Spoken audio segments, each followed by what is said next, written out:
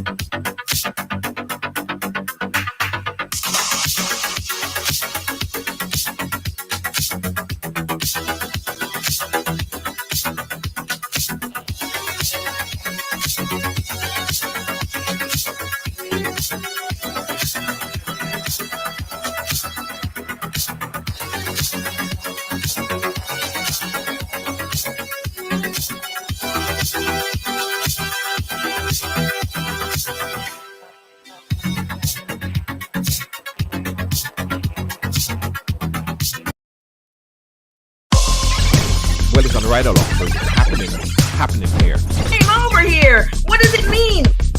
You know, I grew up in what I guess you call a typical family. We break all the stories, and that's just a fact.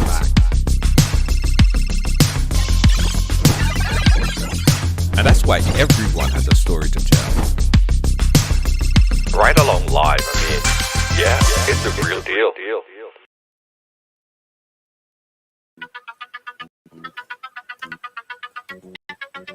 Yeah, it's a real deal. Welcome to Ridealong Live for today, guys. Welcome to Ride. It's Tuesday, beautiful Tuesday. Yeah.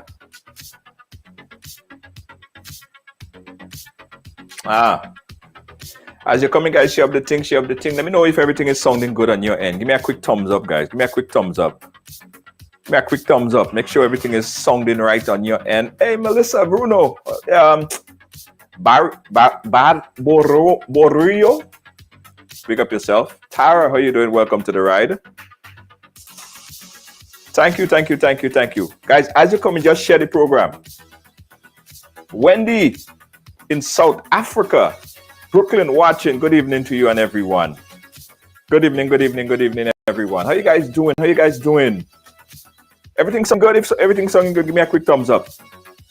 Listen, today we have a very interesting and empowering program. Very empowering program. Now, the young man that we're going to be speaking with today is what I call a success story. Yeah. This man will tell the story. I want to preempt this story, yeah? Because I purposely didn't pre-interview him. I saw his video. My producer been working overtime. I can hear you, man. You sound bad. Okay, hold on. Let me clear it up. Okay, hold on. You can't hear me at all, right? You're not hearing me at all, Kareem?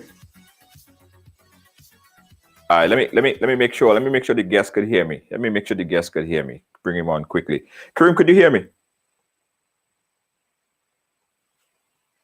Okay, Kareem, go back out and come back in. Let me sort it out with my guest, guys, because I want you guys to hear his story. As what I said, a big success story. This young man has been through it all. He's right now. He's been on both sides of the gun. He's been in a situation where he was actually the person that been on that side. Yeah, on that side. He also is a victim to gun violence. Now, after all of this and drugs, after all of this, he was able to totally change his life around. After imprisonment at the age of 20, a whole slew of things. Now, he's here to share his story, his very, very powerful story. And I want you guys to listen. Not only listen, I want you guys to also bring in your younger ones. I want you to bring in your younger ones, your young son, your young daughter. Let it take in this story because it's important that they understand his life, what he been through, and kind of what to avoid in their life. Let me see if I can sort out the issue here with Kareem. Kareem, could you hear me? All right, let me get Kareem audio back here. Kareem, could you hear me?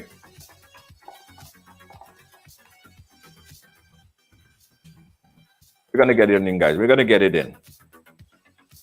Yeah. Doris, how you doing? Kareem, if you could hear me, go back out and come back in.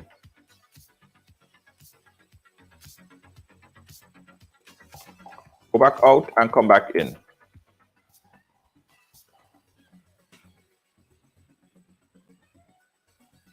Hey, big up to St. Lucia, the folks locked on in St. Lucia. Enough respect and shout out. Night night to you guys. Yeah. So guys, let me tell you why I think it is very important that you have your kids watch this story. I hear a lot of hold on, see if it is back in right now. All right, are you hearing me now? Kareem, are you hearing me now? Yeah, that's better. All right. Yeah, that's Okay, you hear me now? yeah. All right. Let me bring in Kareem himself. Kareem, listen, highly anticipated interview, my brother. Highly anticipated interview. We were encouraged by your life story so much so that we track you down, we trail you because we wanted to hear your story, and we invited a lot of young kids to check out and watch this story. Before we start, Kareem, let me make sure I'm getting a good audio clarity from you. Say hi to the viewers, Kareem. Good evening. Good evening. Yes. All right. Audio is on point. Kareem, welcome, welcome, welcome, welcome, welcome, welcome, 100 times welcome. Tell us a little bit about yourself, Kareem. From where you grew up, and just a little bit about you from the top. I'm 47 years old and only child. I grew up between Far Rockaway and Harlem. The majority in Harlem. Um, Spoiled child. Like I said, I'm only child. Intelligent, love the box, collect sneakers. Uh, you know, very spontaneous. You know, like to laugh and joke a lot. That's pretty much me. But I made some bad decisions. Yeah. I made some really bad decisions that well, they were. I don't live with any regrets, so I ain't gonna say it was bad decisions. They were decisions that I learned from. That so many Life walk and decision. learn from my mistakes. Yeah. Yeah. That so All many right, walk Kareem, do me and a learn favor. from my Kareem, do mistakes. me a favor. Do me a favor. There is a TV that's strong. That's kind of feeding Yeah, let into me your mute audio. it. All right, gotcha. That's better. Yeah. All right. Yeah. So that's pretty much it, man. Started the organization in late 2013. Just had our anniversary yesterday on our first school that we did, which was January 31st, 2014. We've been doing this since then, haven't stopped, been consistent. You Yeah, know, Kareem, before we go on to that, because I want to talk about the schools that you've built and the things that you've done, but I want to sit back and hear your story a bit, right? hmm Tell us about the situation, the choices, the decisions. Tell us about Kareem well, Kareem, retrospectively. Yeah. well, Let's go back a bit. Kareem was a intelligent young kid. I just got caught up with the fascination of the streets. Like the streets can be very influential. Over school, over doing the right thing. Because it's easy to do the wrong thing. It's very easy to do the wrong thing, and it's very uncomfortable for us to do the right thing. So I started out making wrong decisions at 12 years old. I want to say 12. I started when I first got into the streets. Crack cocaine, excuse me, crack cocaine was a baby. You mind turning it to the water? Then, crack cocaine was a thing then. Either you were smoking it or selling it. I was smart enough not to smoke it, but stupid enough to sell it.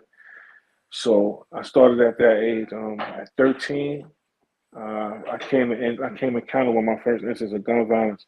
I saw my friend Dorian Dixon murdered right in front of me. I was living in Far Rockaway at the time, and we was going back and forth with a project across the street from us. And lo and behold, my friend got murdered that night. And that was my sign. Like a lot of these young kids today, you see all this violence around you, you see your friends dying. You know, that's just sign for you to do something different because, you know, you where we come from, our fate is either, you know, jail, death, and now, you know, I'm bringing notoriety to this disability. So you really have to take heed of the signs that's around you, right? And like I said, we put our organization together because we didn't know these things as kids. So at 12 years old, I started selling crack. At 13, I saw my friend murdered. At 17, I got caught with a gun. 18, I went on a run for that gun. Found myself in Atlanta because as a child, we was already going back in. We was already going in and out of town doing different things, you know, destroying communities, selling drugs. So we was already going back and forth. So I had friends in Atlanta at the time. I had family in Atlanta. At this time, we thought it was a lot of money in Atlanta. So I went to Atlanta. Ran to Atlanta from a gun charge. More death. One of my friends got murdered down there. So I wound up going to Baltimore. Once I got to Baltimore, I realized what poverty really was because I've never seen people live so poor in my life. And that by them living poor, it gave them a chip on their shoulder. You know, me being from New York, I already had a chip on my shoulder. You know, as a kid, you know, we boxed and we slap boxed a lot to the point where, you know, we were nice with our hands. So, you know, fighting wasn't anything. It was nothing, you know. So that's what we did. So when I got to Baltimore, I had a chip on my shoulder just as well as they did.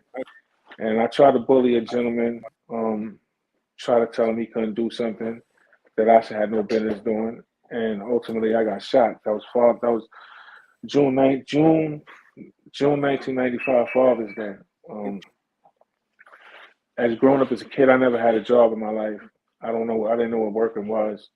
And like I said, a lot of the times when you presented with things that make you uncomfortable, you do the things that make you comfortable.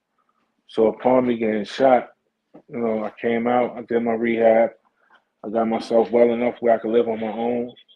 And after I started living on my own, I realized that, you know, financial was an issue.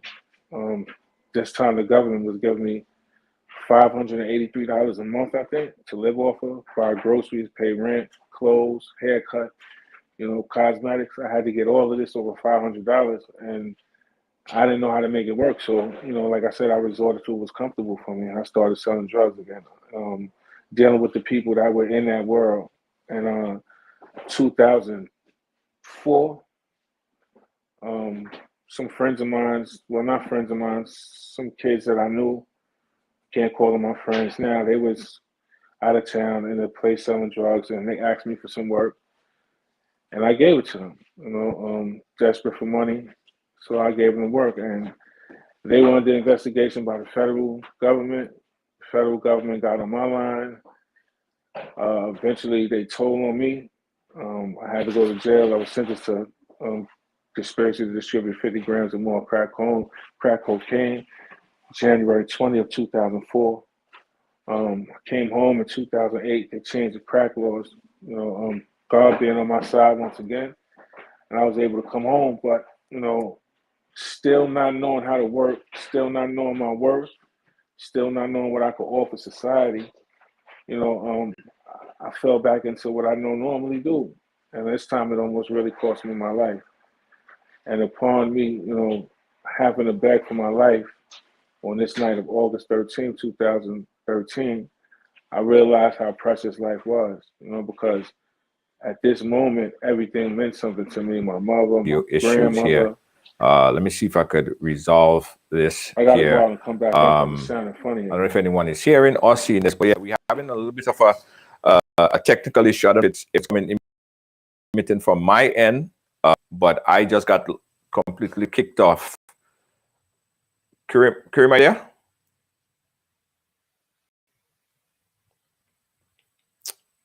Hi guys, just bear with us for a little bit. Let me see if we could try to resolve this issue right here. Stand by. Let me try to work on this, guys. Stand by. We'll be right back.